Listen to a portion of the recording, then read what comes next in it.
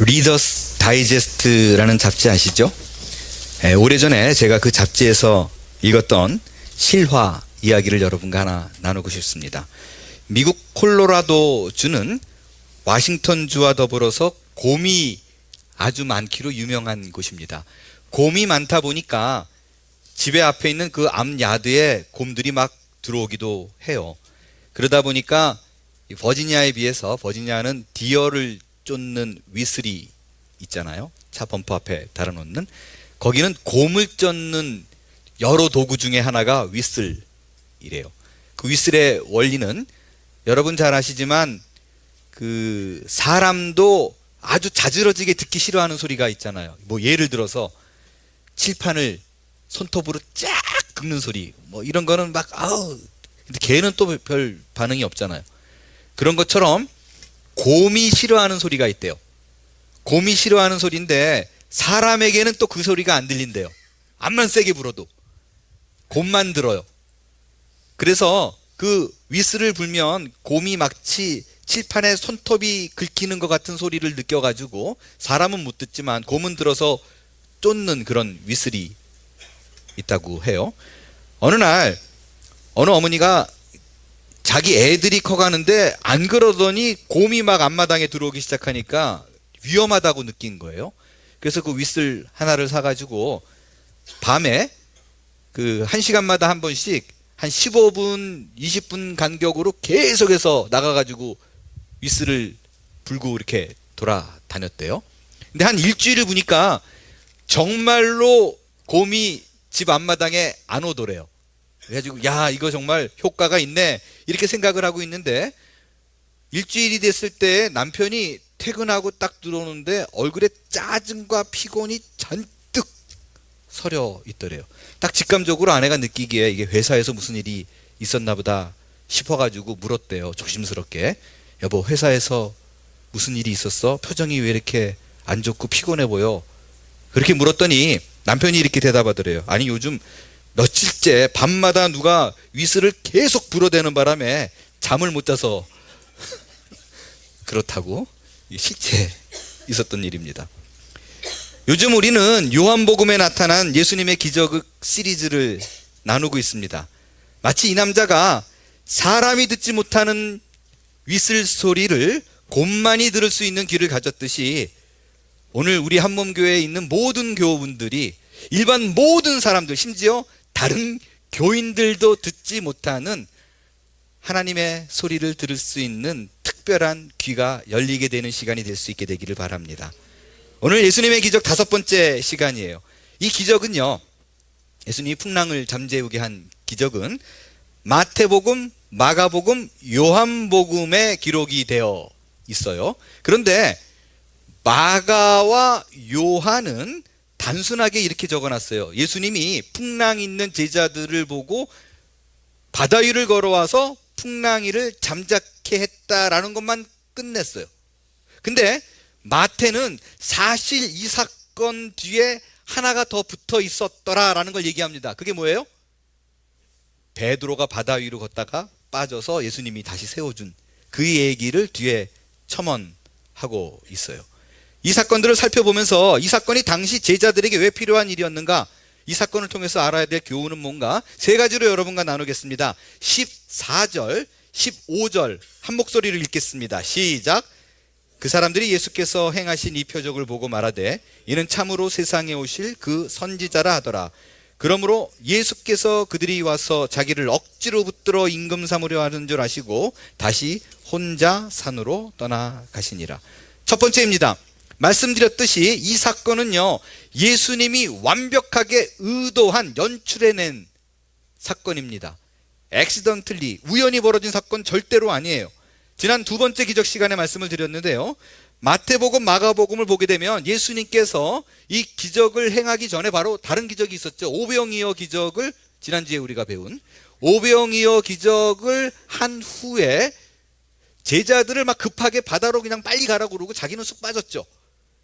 그리고 제자들이 혼자 고통을 당하게 한 다음에 짠 그러고 등장해서 고친 거예요. 이건 일부러 쫓아냈다라고 말씀을 드렸어요. 왜 예수님께서 이런 걸 연출해냈을까? 왜 이런 걸 의도했을까? 저는요, 적어도 두 가지 부분에서 예수님의 의도가 있었다라고 확신합니다. 첫 번째는 뭐냐면요, 제자들에게 네 인생 네 맘대로 안 돼, 이거 알려주려고요. 겸손하지 못하게 네가 네 인생을 핸들하려고? No way, 절대 네 맘대로 안 돼. 지금 제자들의 상황을 한번 생각해 보겠어요. 이미 방금 전에 오병이어 기적을 체험했어요. 여러분, 오병이어 기적을 여러분이 한번 체험한 그 현장에 있다라고 생각해 보겠어요. 제자들이 얼마나 신이 났겠어요. 생각해 보세요. 떡을 막 떼주는데 떡이 안 말라요. 계속 자기 손에서 기적이 나가요. 그리고 자기 돈 안 들잖아요. 내 돈 안 들잖아요. 그러니까 누가 좀만 더 줄래요? Why not? 그리고 그냥 막 퍼줄 거 아니에요. 오케이, 하나 더? 두 개 더? 필요한 대로? 자기 손에서 나가는 거예요, 기적이. 군중들이 야단법석이 일어났을 거예요. 제자들이 어깨가 얼마나 그냥 쫙 벌어졌겠어요. 이미 천하를 얻은 기분일 거예요. 지금 요 기분 그대로, 분위기를 그대로 연결해 보면요, 분명히 이들이 국회의원 출마하면 100% 당선입니다. 12명 다 당선. 제가 지어낸 얘기가 아니라요, 지금 15절을 보면 예수님을 뭐라고 그랬냐면, 제자들이 그들이 뭐를 삼으려 그랬다고요? 왕 삼으려 그랬대요. 임금 삼으려 그랬다고. 그럼 예수님이 왕 되면 자기네들은 장관은 적어도 할 거 아니에요. 정 못 돼도 한 참모, 보좌관은 분명히 할 거 아니에요. 얼마나 신이 났겠어요. 예수님이 주제넘게 이들이 방방 뛰면서 자기들이 한 것처럼 뛰어다니니까 안 되겠다 싶었어요. 얘네들 안 되겠는데, 지 손으로 나를 통해서 자기들이 도구로 쓰임받았다는 생각은 못하고 자기들이 날뛰니까 이거 지 인생 지가 손에 꽉 쥐고 있는 걸 알구나, 안 되겠다 생각했어요. 지난 시간에 말씀을 드렸습니다. 예수님께서는 혼자 모든 것을 다 할 수 있는 기적인데 꼭 우리를 불러서 그 일에 동참시킨다고, 우리의 몫을 남겨두신다는 말씀을 제가 드렸어요. 나사로를 일으키는 그런 기적을 앞에 두고 예수님께서 무덤 앞에 있는 돌을 그냥 쭉 하고 옮겨 놓을 수 있음에도 불구하고 꼭 누군가를 시켜가지고 그 일을 하게 해서 돌을 옮겨 놓게 해서 결국에는 하나님이 하시는 일에, 그 놀라운 사역에 같이 함께 가는 모습을 만들어 나가신다라고 말씀을 드렸어요. 그러면 한번 생각해 보겠어요. 돌을 옮긴 사람 입장에서요, 얼마나 자기가 간증거리가 많겠어요. 자기가 그 역사의 현장 한가운데 있었던 거 아니에요. 그래서 돌을 옮겼더라 막 그러고 돌을 옮겼더니 기적이 일어났다라고 간증을 하고 다녔겠죠. 근데 여러분 아시지만 간증이 잦아지면 살짝 내용이 바뀌어요. 뭔가 더 드라마틱하게 나갑니다. 이들도 분명히 그랬을 거예요. 맨 처음에는 나는 고작 돌밖에 옮겨놓지 않았는데 라고 시작했던 얘기들이 점점 바뀔걸요. 이야, 내가 거기 없었으면 어떡할 뻔했어. 내가 평소에 돌을 많이 져가지고 팔이 힘이 좋잖아. 예수님이 힘이 있겠어, 목숨인데 내가 딱 그 자리에 있었기 때문에 이 기적이 벌어졌던 거야 라고 말이 바뀝니다. 언제나 그래요. 예외가 없습니다. 그러니까 우리가 그 뭐 치유 집회 뭐 이런 데 가면 맨 처음에는 뭐 겸손하게 치유 집회했던 부흥사들도 갑자기 흰 옷 입고 등장하면서 막 자기가 예수님 된 것처럼 행동하잖아요. 그게 똑같은 거예요. 예수님의 제자들이 똑같았어요. 군중들의 환호 소리와 박수 소리가 일어나니까 자기 위치를 잊었어요. 그래서 예수님이 보고 이거 안 되겠다 싶었어요. 그들에게 필요한 거, 네 위치를 알아라. 그리고 길흉화복, 모든 기적 이런 거는 네 손에 있지 않아. 내 손에 있어. 그걸 가르쳐주기 위해서 이들을 풍랑 속에 들어가게 하고 그 속에서 고생을 하고 어려움을 겪게 한 후에 본인이 해결해주는 모습으로 이 사건을 연출해낸 거예요. 왜? 네 인생 네 맘대로 안 돼, 알려주기 위해서요. 두 번째, 예수님이 곧 하나님이심을 알게 해주시기 위해서입니다. 예수님이 바다 위를 걸어오시잖아요. 제자들이 너무 떨어요. 그리고 누구냐 이러고 있는 데에 뭐라고 얘기하시냐면 내니 두려워 말라 라고 얘기를 해요. 여기서 내니라는 그 표현이 한국말로는 별로 느낌이 없어요. 근데 유대인들에게는 굉장히 익숙하고 소름 끼치는 표현입니다. 왜냐하면 내니 나다 라는 이 표현이 헬라어로 에고 에이미라는 말인데, 이 말은 당시 하나님이 자기를 표현할 때 쓰는 말이에요. 출애굽기 3장으로 가겠어요. 여러분이 잘 아시지만 출애굽기 3장은 하나님이 80세가 된 모세에게 나타나서 내가 너를 들어서 이스라엘을 구원하겠다, 내 말을 순종해서 가라 그랬더니 뻗튕기잖아요. 안 가겠다라고 도대체. 그러니까 내가 누구 간데 가리니까 그들이 나한테 뭐라고 싫어요 버티니까, 그러다가 계속 가라 그러니까 모세가 물어보죠. 오케이, 그럼 내가 갈 텐데 그들이 누가 너를 보냈냐 그러면 내가 뭐라고 얘기해야 돼요? 당신의 이름이 뭐냐고 그러면 뭐라고 얘기해야 돼요? 라고 물어봅니다. 13절부터 보겠습니다. 출애굽기 3장 13절. 모세가 하나님께 이르되 내가 이스라엘 자손에게 가서 이르기를 너희의 조상의 하나님이 나를 너희에게 보내셨다 하면 그들이 내게 묻기를 그의 이름이 무엇이냐 하리니 내가 무엇이라고 그들에게 말하리이까. 하나님의 이름을 묻죠. 그랬더니 하나님이 자기의 이름을 뭐라고 얘기하는가? 하나님이 모세에게 이르되 뭐라고요? 예, 나는 스스로 있는 자라. 여기 나는 스스로 있는 자라라는 표현이 영어 표현으로 보면 I am who I am 이라고 되어 있어요. 스스로 있는 자라는 것이 I am who I am, 이게 히브리어를 영어로 바꾼 거고요. 이거를 헬라어로 바꾸면 에고 에이미입니다. 내다라는 말이에요. 이래도 여러분 느낌이 별로 없을 거예요. 이걸 한국말로 차이가 없기 때문에 영어 번역본은요, 요거를 나다라는 표현을 뭐라고 썼냐면 It is I라고 표현했어요. It is I. 이거 익숙하지 않은 분들도 있을 것 같습니다. 여러분이 It is I라는 표현은요, 한번 생각해 보겠어요? 우리가 초등학교 동창을 만났는데 얘가 나를 못 알아봐요. 동료예요? 그러면 얘가 뭐 Who are you? 그러고 물어볼 거 아니에요. 그럴 때 야, 나 그 초등학교 걔야 할 때 It's me 라고 표현하죠. 다시 얘기해요. 뭐라고 얘기해요? It's me 라고 얘기를 하죠. 근데 예수님은 뭐라고 그래요? It is I 라고 얘기합니다. It's me와 It's I의 차이는요, It's me는 좀 캐주얼한 표현인 반면에 It is I는 좀 포멀한 표현이고, 또 다른 하나 차이가 뭐냐면요, It is I라 그러면 하이 포지션에 있는 사람이 아랫사람에게 하는 말입니다. 그때는 It's me라고 안 해요. It is I라는 표현을 쓰기도 합니다. 그래서 내가 너보다 위에 있는 사람이야 라는 뉘앙스가 굉장히 강한 게 It is I예요. 그렇기 때문에 한국말 번역에는 큰 차이가 없기 때문에 내다라고 번역을 했지만 NIV, 킹 제임스 버전 모두 다 어떻게든 구분하려고 It is I라고 표현했어요. 그러니까 상황을 한번 그려보겠어요. 풍랑이 닥쳤어요. 제자들이 너무나 힘들어요. 배가 깨질 것 같아요. 파도는 내 키를 넘어와서 나를 막 공격합니다. 너무너무 힘들어하고 있어요. 누군가 나를 구원해 줄 자가 없느냐라고 외치고 떠들고 힘들어하고 있는데 누군가 자기를 향해 걸어오고 있습니다. 그런데 그가 누구냐라고 물었더니 그들에게 아주 어려서부터 익숙한 하나님에 대한 이름이 선포가 됩니다. 에고 에이미. It is I. 나다. 나는 내 하나님이야. 여러분, 이 말 한마디가요, 지금 우리가 편한 곳에 앉아서 글씨로 대하니까 별로 느낌이 없을 수 있지만 정말로 내 삶 속에서 가장 큰 고통 속에 있는 그 나는 너의 하나님이다 라는 그 표현은요, 인생을 바꿔놓을 만큼 큰 울림이 있는 말이 분명합니다. 여러분, 제가요 몇 차례에 걸쳐서 말씀을 드렸는데 주제에 맞지 않게 그 셀프 이스팀, 그 자존감이 굉장히 높은 편입니다. 제가 교만으로 드린 얘기가 아니라 뭘 갖고 있는데 자존감이 있으면 교만으로 비칠 수 있는데 쥐뿔도 없는데 자존감은 좀 높아요. 근데 사실은 제가 자존감이 있다 없다라는 거는 개념조차도 없을 때 당신은 굉장히 하이 셀프 이스팀이니까 너 자존감이 참 높네라고 처음 알려주신 분이 장세기 목사님이셨어요.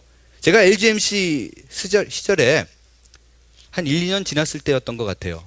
무슨 얘기를 하시다가 저한테 그렇게 얘기하시더라고요. 이 목사는 자존감이 높은 게 참 큰 재산이야 라고 표현을 하셨어요.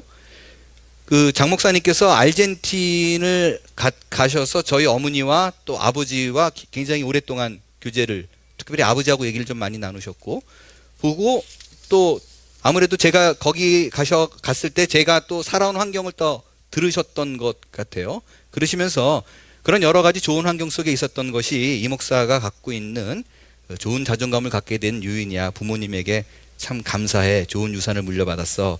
그때부터 제가 내가 자존감이 높은 쪽에 속하는구나라는 것을 알게 됐어요.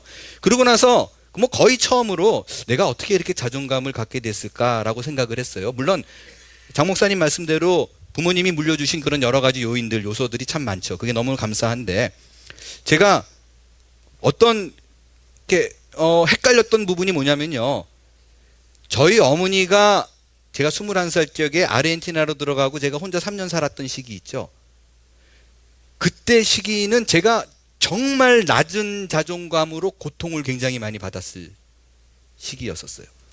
그러다가 그런데 이게 그러면 부모로 받은 요인인데 갑자기 회복된 게 아닌데 이게 어떻게 내가 높은 자존감이 회복됐지라고 생각을 하다가 하나님께서 어느 사건을 하나 떠오르게 하셨어요. 그게 뭐였냐면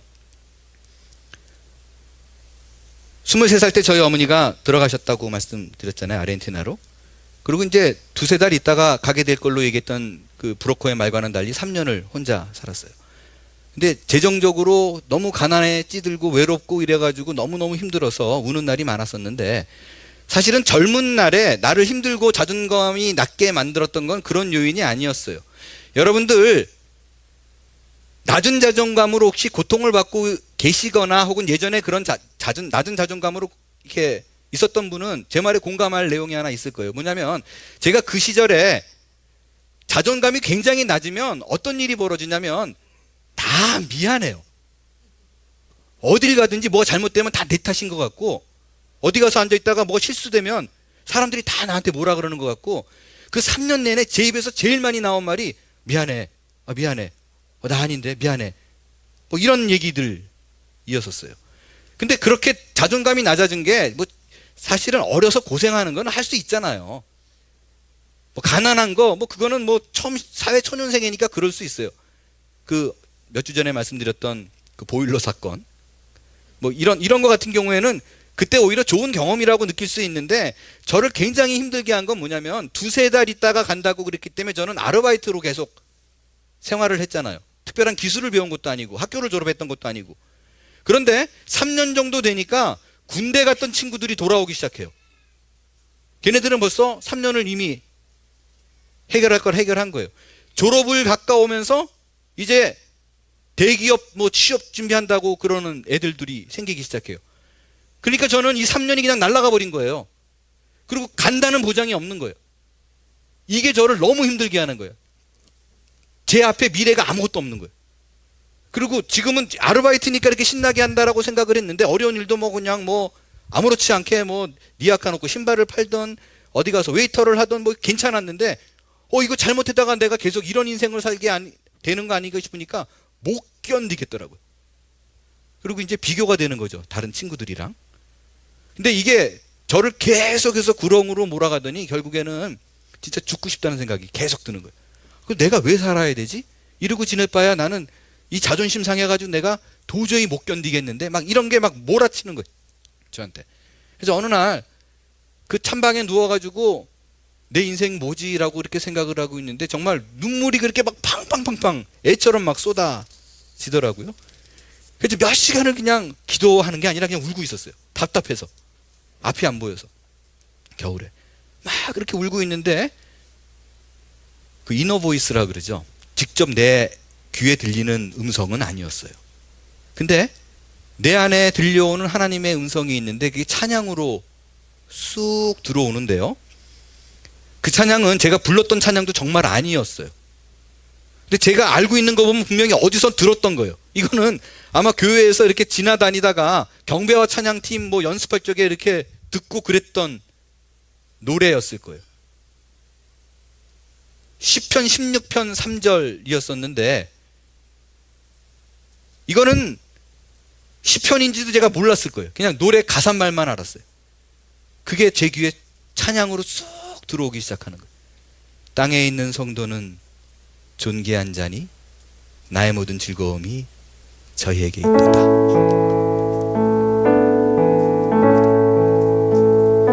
땅에 있는 성도는 존귀한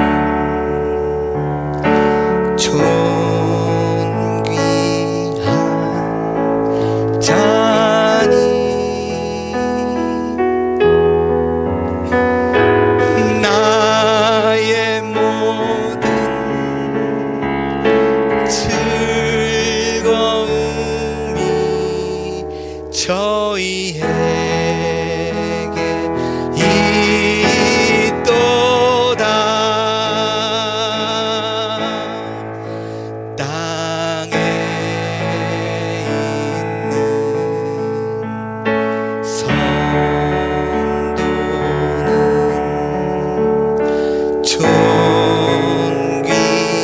존귀한 자니 나의 모든 즐거움이 저희에게 있도다. 이 찬양 가사가 땅에 있는 수용이는 존귀한 자니 하나님의 모든 즐거움이 수용이에게 있도다. 이걸로 제게 들리는 거예요. 정말 몇 시간을 제가 부르는데 엄청나게 울었어요. 엄청나게 울었어요. 내가 하기에는 나는 비천한 것 같고 쓸모없는 인생이 같고 많은 사람들이 비웃는 것 같지만 하나님은 나를 존귀하게 여기는구나, 하나님이 나로 말미암아 기뻐하는구나라는 생각이 드니까 가슴이 얼마나 뜨거워지기 시작하든지 이 찬양을 부르다가 결국에는 여러분이 잘 알고 있는 스바냐 3장 17절까지 연결이 되더라고요. 너의 하나님 여호와가 너의 가운데 계시니 그는 구원을 베풀 전능자시라. 그가 너로 인하여 기쁨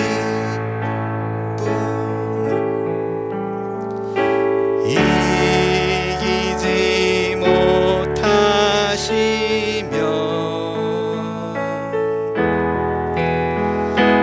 너를 잠잠히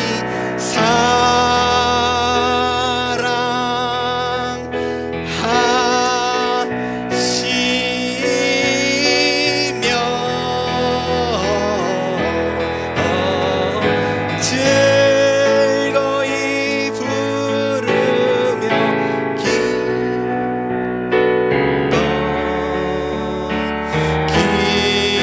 기뻐하시리라.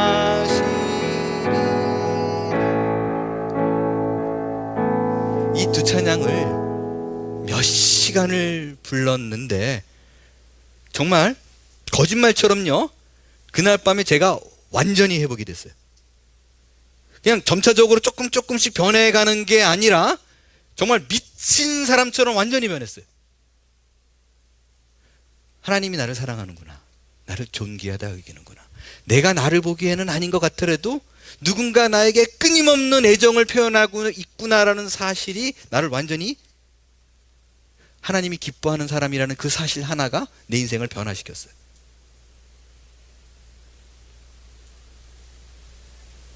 그 이유가요, 내게 들려준 하나님의 그 음성이, 너를 사랑한다라는 음성이 가장 고난 속에 있었던 극한 상황 속에서 만난 하나님의 음성이기 때문에 그래요.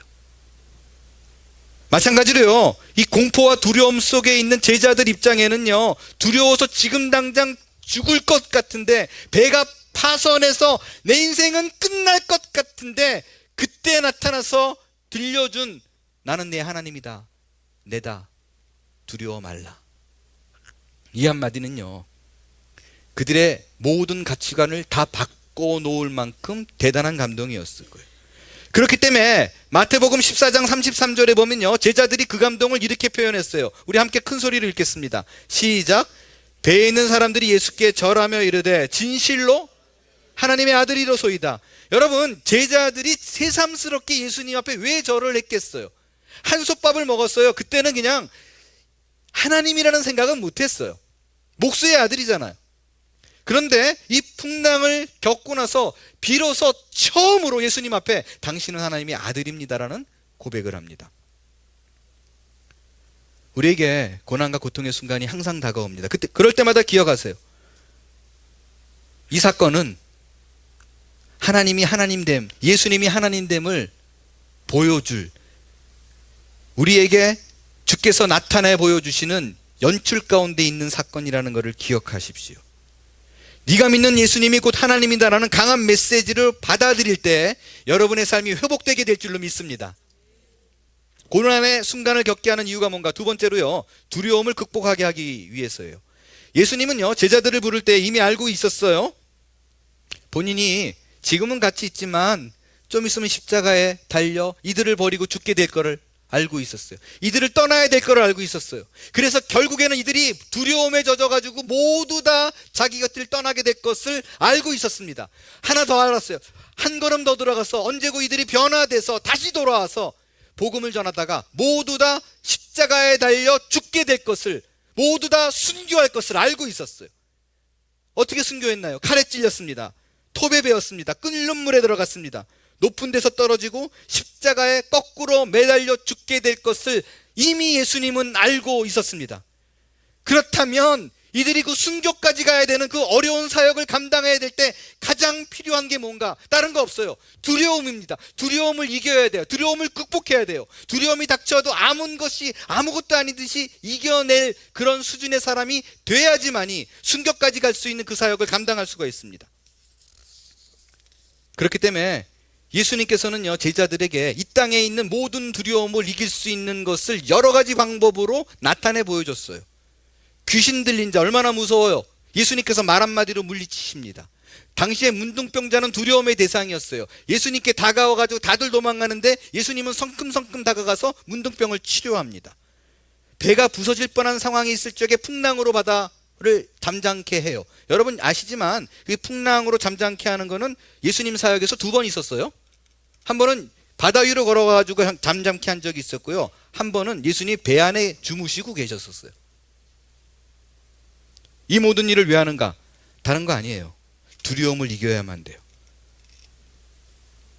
왜냐하면 두려움이 생기면요, 가장 큰 문제는 뭐냐면요, 정상적인 사고가 안 돼요. 오늘 보세요. 제자들이 지금 폭풍 만나서 크게 두려움을 느끼고 있잖아요.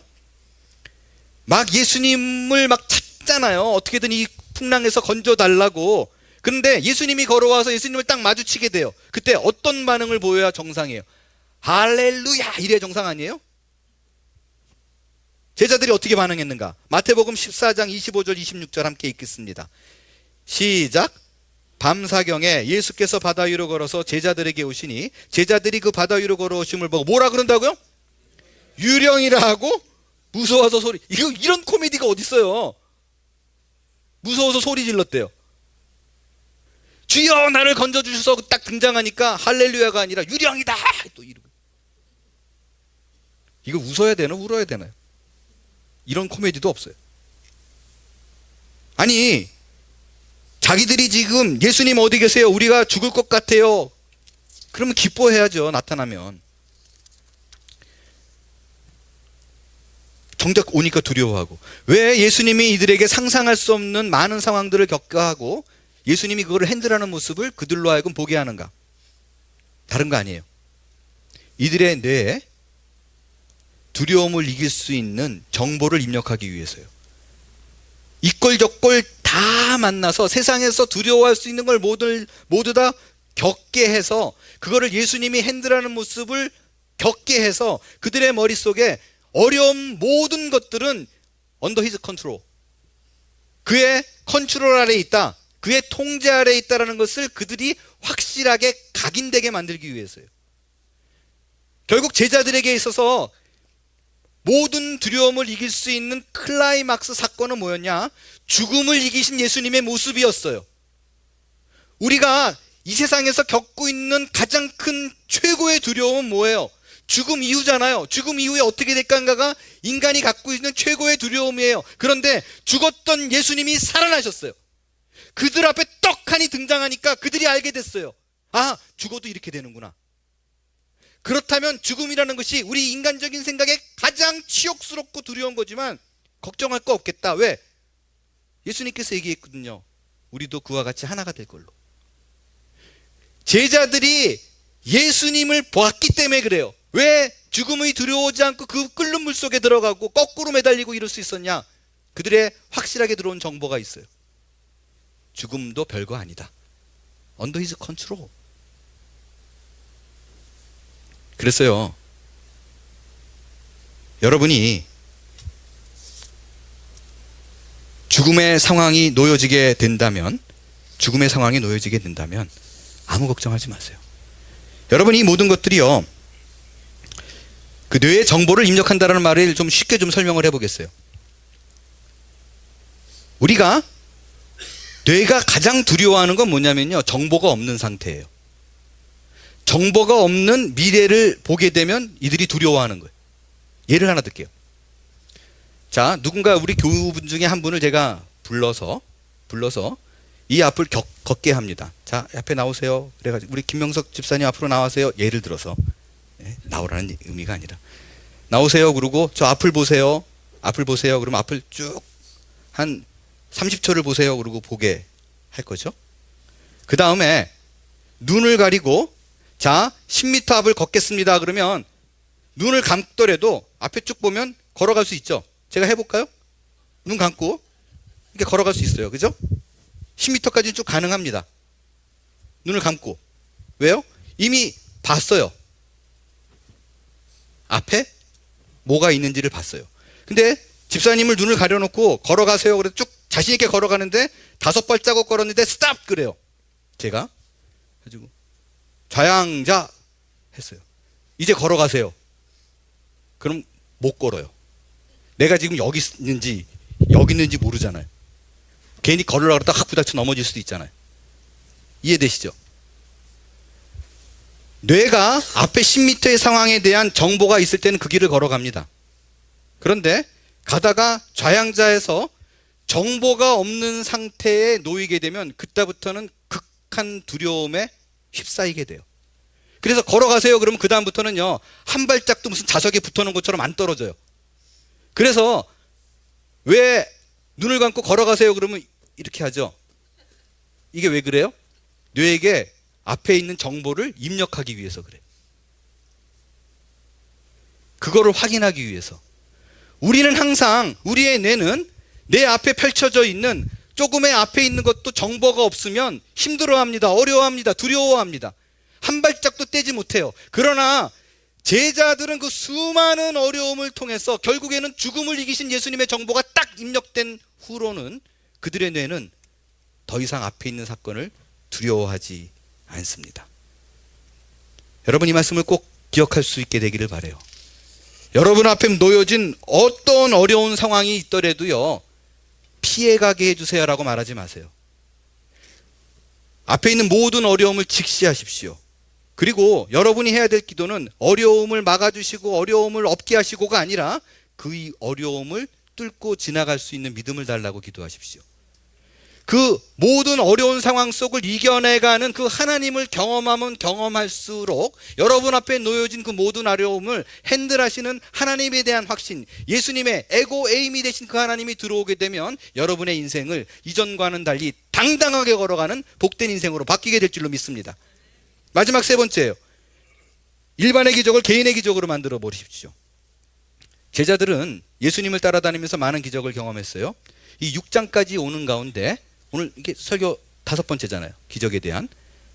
첫 번째가 뭐예요? 물을 포도주로 바꿨어요. 왕의 신하들을 고쳤어요. 38년 된 병자를 고쳤어요. 5,000명에 되는 사람들을 그냥 먹였어요. 그럼에도 불구하고 그런 기적들을 경험했는데 제자들은 풍랑을 보고 걱정합니다. 두려워해요. 왜냐면요, 앞에서 많은 기적을 베풀었지만 그 모든 기적들이 사실은 자기랑은 별로 상관이 없어요. 물을 포도주로 바꿨어요. 왕의 아들이, 신하 아들이 나왔어요. 38년 된 병자가 일어났어요. 5,000명을 먹였어요. 그게 개인이 감사할 일은 아니잖아요. 감동도 있겠어요? 별로 없죠. 예를 들어서 이런 거예요. 용한 옆집 의사가 내 뒷집 아들을 고쳤어요. 용해서 못 고친다 그랬는데, 와 놀랍다 대단하다라고 하지만 그 일로 내가 충성할 일은 없잖아요. 그 일이 내가 개인적으로 감사할 일은 없잖아요. 그래서 예수님이 연출한 작품이 제자들을 물에 빠뜨려 버리는 거예요. 그래서 지금까지 앞서 벌어졌던 모든 기적들은 자기랑 상관이 없지만 이제 풍랑을 잠재움으로 말미암아 자신들이 느낄 수 있는, 피부로 느낄 수 있는 그 하나님이신 예수님을 경험하게 만드는 거예요. 그런데요, 제자들이 이제 풍랑의 위험을 겪다가 바다가 잠잠해지는 기적을 맛봤어요. 그런데 여기서 가만히 있지 않고요, 이 제자들을 향한 기적을 개인의 기적으로 바꿔버린 사람이 있습니다. 그러니까 우리에게 베풀어준 기적을 나의 기적으로 바꾼 사람이 있어요. 누구예요? 예, 베드로예요. 베드로예요. 오늘 베드로 보세요. 지금 풍랑 일고 물결 일어서 죽을 고생하고 있는데 예수님이 나타나서 제자들을 위로합니다. 안심하라, 내니 두려워하지 말라. 말씀드렸지만 우리 영화 한번 찍어보자고요. 여러분이 감독이에요. 막 풍랑이 일고 제자들이 갈 바를 몰라서 죽을 것 같이 고통받고 있는데 예수님이 짠 그러고 등장해요. 내니 두려워 말라라고 말하면서 풍랑을 다 이렇게 가라앉혀요. 그럼 그 다음 장면이 뭐예요? 그 다음 장면, 제자들이 엎드려서 살아계신 주 나의, 뭐 이런 게 정상이잖아요. 근데 베드로를 보세요. 죽을 고생하고 있는 베드로가 예수님을 만나자마자 제일 먼저 던진 말이 이거예요.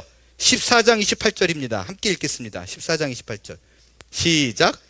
베드로가 대답하여 가로되 주여 만일 주시어든 나를 명하사 물 위로 오라 하소서 한데 날 명하사 물 위로 오라. 잘 됐다고 생각했어요. 이번 기회에 나도 물 한번 걸어보자. 모험을 감행하겠다는 거예요. 똑같은 상황인데 다른 제자들은 유령이다 그러고 자빠지는데 베드로는 도전적으로 나도 한번 해보자 이렇게 바꿨어요. 베드로는 제자들이 몽땅 다 겪는 기적을 한 걸음 더 나가서 내 기적으로 만들었어요. 여러분, 성경에 나오는 모든 신앙의 위인들 있잖아요. 모세, 기드온. 이들의 공통적인 특징은 뭐냐면요, 하나님이 하나님 되실 기회를 드렸다라는 거예요. 하나님이 창조주, 이 땅의 주인이심을 보이실 기회를 드렸다라는 거예요. 하나님이 하나님 되신 기회를 드리니까 바다가 갈라지고 몇 명 안 되는 사람으로 수십만 명을 이기고 이런 일이 벌어지는 거예요. 여러분, 정말 내 삶 속에 기적을 체험하고 싶으세요? 무리를 겪고 싶으세요? 그렇다면 여러분이 정말 먼저 해야 될 일이 있어요. 그건 뭐냐? 무리로 먼저 뛰어야 돼요. 지금 여러분이 현재 예수님 외에 강하게 믿고 의지하는 것이 있다면 그것에서 벗어나 도전적인 상황, 하나님만이 할 수 있는 상황으로 뛰어내려야만 합니다.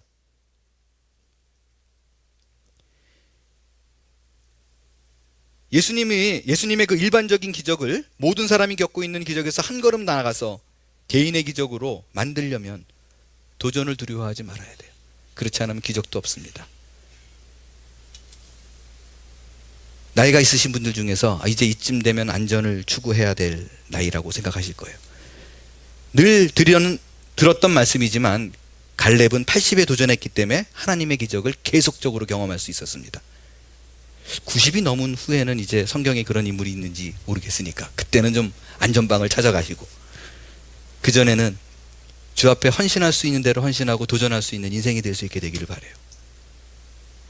근데 여러분, 재밌는 일이 있어요. 베드로가 믿음으로 바다에 뛰어들었어요. 그때 반전이 일어나죠. 믿음으로 뛰었는데 어떻게 됐어요? 빠졌어요. 하여간 반전 인생이에요. 인간적인 것으로 돌아보면 이거는 실패고 모욕이고 망신이에요. 그러나 걱정하지 마세요. 그 실패를 통해서 다른 사람이 겪지 못하는 예수님이 직접 건져주시는 개인적인 체험을 할 수 있게 됩니다. 여러분 보세요. 풍랑을 잠잠케 하는 거, 다른 제자들은 일반적인 은혜예요. 같이 있던 모두가 함께 누리는 은혜예요. 남들 다 누리는 거 나도 그냥 누리는 거예요. 그러나 감사하지만 한 걸음 더 나가 말씀으로 믿고 나가는 사람, 하나님을 의지하여 믿음으로 바다에 뛰어드는 사람은 남들이 겪지 않는 예수님이 직접 터치해 주시는 놀라운 체험을 하게 될 겁니다.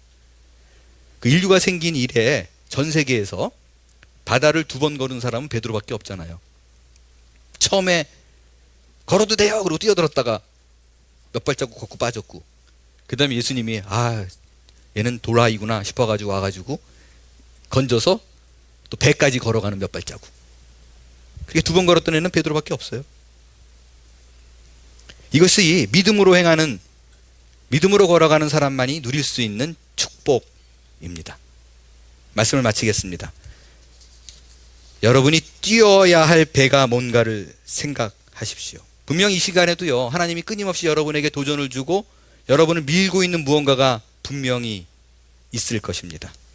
지금 베드로 입장에서는요, 배 안은 모든 풍랑으로부터 자기를 완벽하게 보호할 수 있는 최선의 도구입니다.